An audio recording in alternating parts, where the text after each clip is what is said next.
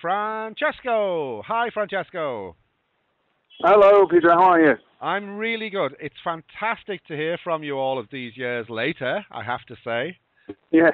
Um, Likewise, yeah. Peter. Can I just share a memory with you? Like wherever I went in Liverpool and other places, you were always there in the background taking photographs. Yes. Is that how you remember those days? That's exactly how I remember it. I never really saw anything other than a stage in the band, and everybody else, knows me, but I don't know. I don't know most people because people used to see me. Most people would always see me, bopping up and down, taking photographs, Yeah. and a lot of people recognize me, but for the life of me, most people I don't know who they are. Oh, that's hilarious. But the other thing is like, you're kind of a shadowy figure because you didn't say very much. Shadowy, that sounds ominous. No, I don't mean in a sinister way. But Yeah. like sort of like you didn't talk very much unless people came up to you and spoke to you, and then of course you were very very personable and very nice man. Yeah. But you were just like Thanks. you were just like there, and it's like people could get on with what they were doing. Like your photographs, and can I just say this? I think they're absolutely wonderful. There's a Thank sense, you. there's a sense like a really good friend of mine takes great photographs and they look posed, and some of your pictures look posed, but they weren't posed. It was just you merging into the background, which is what I meant when I said shadowy. Yeah, And then that's right. and just taking what there was. And I have to say, I mean, did you have a technique in mind when you were working, or what? Well, my technique was, really, I was always one of my greatest influence in terms of what people I admire was Don McCullum, the war photographer. You may know. Hmm. Hello. Yeah. No, I'm sorry. Hello. Yeah. Yeah. What was his name? Don or John? Don Don. Okay. Don McCullum. Yeah, and I was really, I totally I had great admiration for this guy, a great war photographer. He's very very famous, and I always wanted to be in the middle of things, Yeah. and you will notice that, particularly in Erics, a lot of my photographs were basically in the middle of things because Oh, I was you were. allowed almost on stage, Yeah. as you well recall, Yeah. and so that was like my sort of technique, was to get in the bang in the middle of things, participate, and just be part of it. Exactly. I mean, you were always there, and it's interesting that Yeah. you should appreciate the work of a war photographer because that's what they do as well. Did it feel sometimes like you were in the middle of a battle? Well, strangely enough, sometimes yes, because you recall what used to happen down in Eric, Mm. people bouncing up and down, people Yeah. spitting, and you remember the band would be sweaty, and whenever they moved, the sweat will fly over me, and so on and Oh, so forth, wow. and people will push, and so in a way it wasn't malicious, what they did, but in a way it was like a push and shove, and it felt like, to me, it felt really exciting because it was like, being in a kind of battle, but it wasn't that Yeah. kind of battle, if you see what I mean. Yeah. Did you ever fear for your own safety, either of yourself No, absolutely not. or your No, never, equipment? never. Did you ever worry about your equipment? No, I never, anywhere I've been, Manchester, London, Glasgow, Birmingham, you name it, Leeds, I never felt, maybe, I don't know, I never had anybody give me any problems. I don't know. Okay. Maybe it was my maybe it was my Italian looks that put people off. No, I had to ask you that, obviously. But I was reading earlier that you initially came to Liverpool because you were a Beatles fan, yeah? Well, yeah, absolutely, yeah. I discovered the Beatles and when in a small town, where I was born in southern Italy, Uh-huh. and basically that was it. I fell in love with the Beatles, fell in love with Liverpool, and started teaching myself English, and that was it. And I always knew that I wouldn't appear, always. Yeah, well, this might be a bit late, but you're very welcome to Liverpool, and I'm damn glad that you came. Thank you very much. So I believe as well that you actually moved away from the whole music photography thing and stored your pictures away, and then went off on some other career. Is that right? Well, as you know, I went into management. You know that I managed Dead or Alive. You know that, don't you? Yeah, of course, yeah. Yeah. So I had to make a choice at the time. You can't do both because both require, full-time attention. So because we had, we were doing really well, we signed to CBS Records, blah, blah, blah. You know the full story. So I had to make a decision. I don't know the full story, but I know the story. Yeah, okay, well, you know the story anyway, But anyway, well, I had to make a decision. It was either the photography or the band. And obviously, at that moment in time, the band was the one thing that, was going to be successful. And obviously, you got to concentrate on that because you can't do both. You just can't. So I put all my negatives away, and for years and years, I never really looked at them, ever. Wow. I have to say that was a wise decision that you made at the time. Yeah, and then in 2008 something happened. So long story to tell you, and ended up having that major exhibition at the Conservation Centre, which is part of the Liverpool Museums in Liverpool. In the Conservation Centre, it was called. Excellent. And that was, I don't know if you know about it, but no, I did it went on for 4 months. Because it was the most successful exhibition that they ever had there in terms of photographic exhibitions. Yeah, that doesn't. Had 24,000 visitors. Wow. And tell me, how many negatives do you think you actually have from that time, or thousands? Oh. And are you in the process of, shall we say, digitalizing them, or? Well, I've digitalized probably half of it so far, and there is another half that I would say there's probably another between 4,000 and 5,000 images that I haven't scanned. Wow. And do you have your own? Do you have your own website where people can go and look at these? Yeah, absolutely. Yeah. In fact, I posted my link onto your page. Excellent. You may have seen it. It's there already. It's very simple. It's www.francescomellina.com. Okay, and if anyone's got any problems spelling Francesco Mellina, well, look it up. It's on Google anyway. So, yeah, no, I think you can Google. Yeah. I think like it's fantastic. Another person who took a lot of photographs back in the day was Hilary Steele, and I think you were quite Hilary. friendly. We were friends. Yeah, well, we were friends because of Pete and Lynn Burns. So I mean, I should rephrase that. I knew her. We weren't really friends, but I knew her. So I'm fully aware of what she did, So, in fact, on many occasions, her photographs of mine have appeared on a lot of on the same publications. Yeah. Yes. Do you have any idea where she might be these days? I mean, are her photographs available online? Last I knew is that she was in London. Okay. If she's listening, may she get in touch with us. Yeah, maybe she should.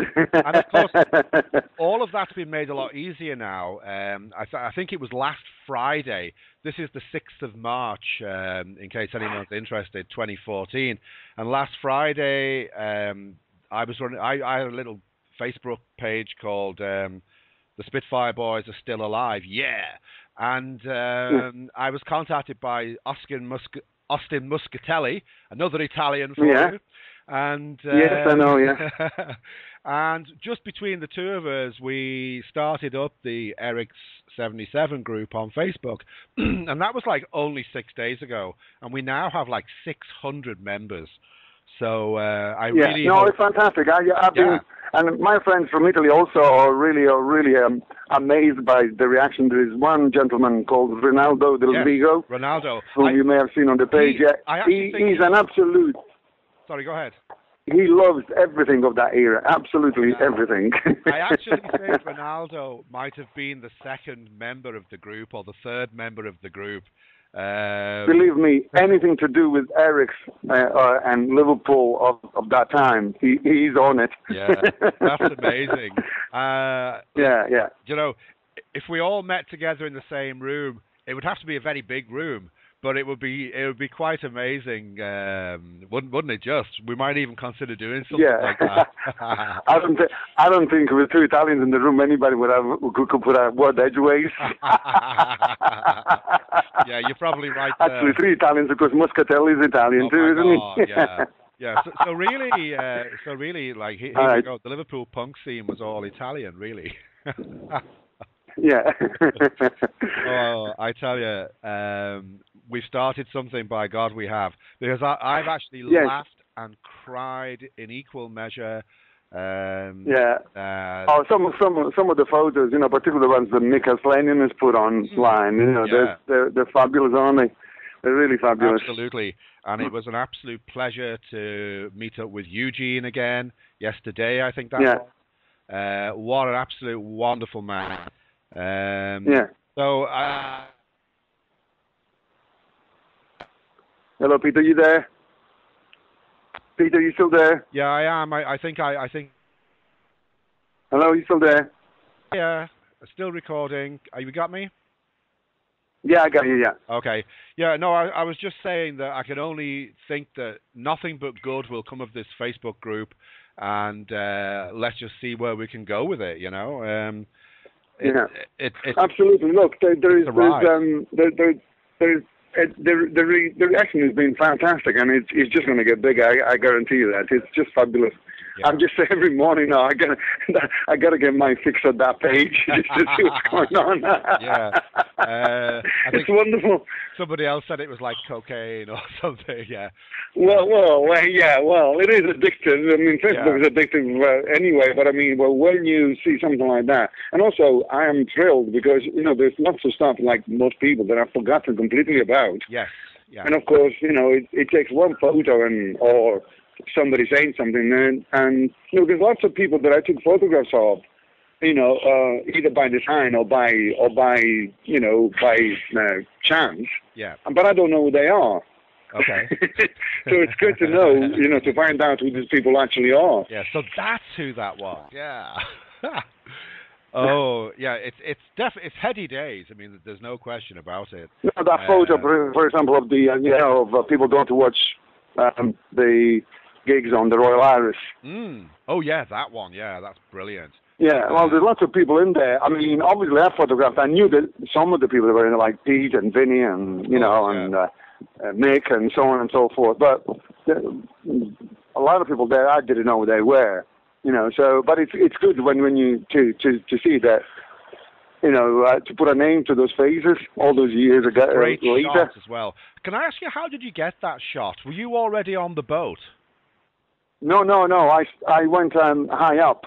Okay. I climbed because I could in those days because I was very young.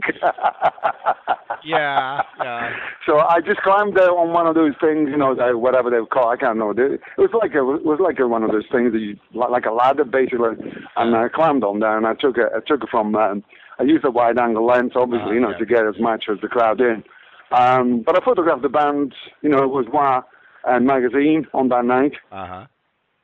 So I photographed them both. Yeah. Got some good photos of Pete Wiley and also Howard Devoto. Yeah, I think if you go on my website, you'll see them. Actually, if you go on my website, you'll see them. No, I will. They're actually on there. To spend a lot of time looking at your website. I actually wasn't there at the boat gig, but I can tell you this: if I was there and I'd glanced around and seen you up a ladder, I would have probably thought, "Oh yeah, there's Francesco up a ladder, just like normal." Do you recall my metal case that I used to keep my equipment in, by any chance? Oh yeah. You remember I had a metal case. Well, I'll tell you what, a lot of people. Sorry, go on. A lot of people got their bloody legs bashed with that freaking thing. Oh yeah. You always had this professional air about you, Did you ever use that metal case Well, I mean, to stand on and get a better view?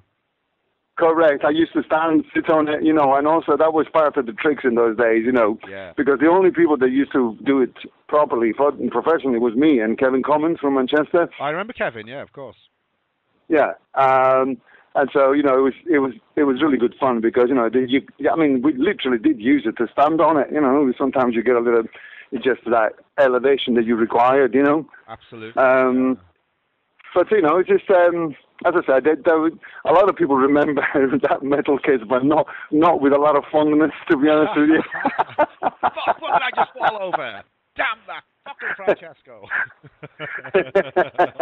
Hey, I used to get through the crowd, believe me, on many occasions, particularly big gigs, like Futurama festivals and places like that, So, yeah, you had to do it. Of course. Otherwise, you would never get through. So are you still taking photographs now? Or have you gone back to that? Or? Yeah, but only really for for my own sort of pleasure. Really, not. I don't do it like I used to. It just really in commercial terms, it's pointless taking photographs. Yeah, I understand that completely. Yeah. If you're trying to make a living, I'm talking about. Unless you have pursued it your whole life. And stayed within that field, then you got no chance of making money out of that. Well, I think it must be difficult. Like my friend in Dublin who takes photographs. I organised an event 2 years ago, and I made her the official photographer. And a lot of her photographs keep showing up in newspapers, publications, and she didn't get paid a penny. And nobody pays that. Yeah, exactly. And nobody pays. Yeah, exactly. No, well that's. Yeah. Well, you see, that's why I decided that. I mean, I had given it up anyway, so it really didn't matter. But, to be honest with you, in commercial terms, I'm doing better now than I did, 30 years ago. Yeah. I'm glad to hear that. For obvious reason, because now those photographs have an historic, value. Yes. Yeah. I'm really glad to hear that. In fact, this morning I was asked to. I've been asked to submit some photographs for a book that's coming out on postcard records, including Aztec Camera and Orange Juice and people like that. Yeah. So there is the value in terms of history, and plus I got all the movements like New Romantics, the punks, Northern Soul that I photographed really extensively as well. And I think it's only right that you should be rewarded for the sheer amount of hard work and time that you put into it, Well, yeah, because as you know, Peter, I mean, without blowing my own trumpet, in those days it wasn't easy like it is today with digital cameras. I had to, go, take the photographs, go home, develop the film, then, proof the film, and then have to do prints in order to take it to make the deadline for the people like The Enemy or Melody Maker or Sounds, So I literally have to go down to... Are you telling me that you didn't go to Boots?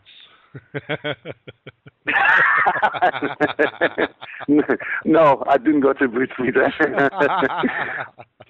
But the thing is, a lot of people don't realize, but I mean, I had to go and do this on the same night, and then I had to be at Lime Street Station by 6 o'clock to send those images by Red Star. And somebody would collect it at the other end in London, like one of those bikers, and that's what I had to do, that was the kind of things you had to do. Yeah. So there is a lot of hard work, but I mean, the point is, the images are there now, and they so, they're there for posterity, I guess. And I think history owes you a massive shout out for the work that you did, without a doubt. You're very kind, Peter. It's a fact, it's a fact, and that cannot be denied. I mean, some of your shots actually, what's the word I'm looking for? Encapsulate, maybe. Encapsulate is the right word. Actually. I mean, they're iconic. Yeah. There's no other word for it, and that's great. I do a little bit of photography myself. I mean, I'm certainly nowhere near in the same class. I mean, I do a lot of street photography and that kind of stuff, and it fascinates me. The photographer's eye, like what a photographer sees, is different. And my friend says that like she tries to get the shots, and if they work, they work, and if they don't, they don't. You never know. I'm talking to other photographers as well about getting great shots. I think somebody who took pictures of Johnny Cash was saying that the best photograph he ever took was accidental. You know. Yeah. Yeah, well, a lot of good shots are sometimes accidental, or sometimes you know, see, the thing is, if you work in a particular field, like in my case, in doing music, Yeah. you develop a certain understanding of what, you know, a greater understanding of what you're doing. Of So, for course. example, you know, you learn by experience that a certain light is not going to give you the results that you want. Yeah. Also, a certain angle is not going to give you the result that you want. You learn that, you know, a certain type of film, as it was in those days, you know, will not upgrade to the standard that you require. So what you do is, you know, it's just a trial and error. Yes. And eventually And you develop. you improve your technique as you You go de- along. Yeah. yeah, you developed your own technique. You know, for example, I would use, you know, always Ilford, 400, Yeah. because I knew that I would upgrade it to, say, 1600 ASA, and it would give me the required effect, you know, that kind of grain that you get. Yes, of course. Yeah. Now, in music photography, that grain is important because it, you know, it conveys the feeling of being there. Of course. Yeah. And so this is the kind of things that you learn by just going out and doing it. Yeah, that makes a lot of sense. Is there Yeah. any? I know this is probably a difficult question, but is there anything, any one thing that stands out more than anything else for you about that whole period? Energy. Ha! Wow. Yeah, I'd have to agree with that. The energy and the enthusiasm.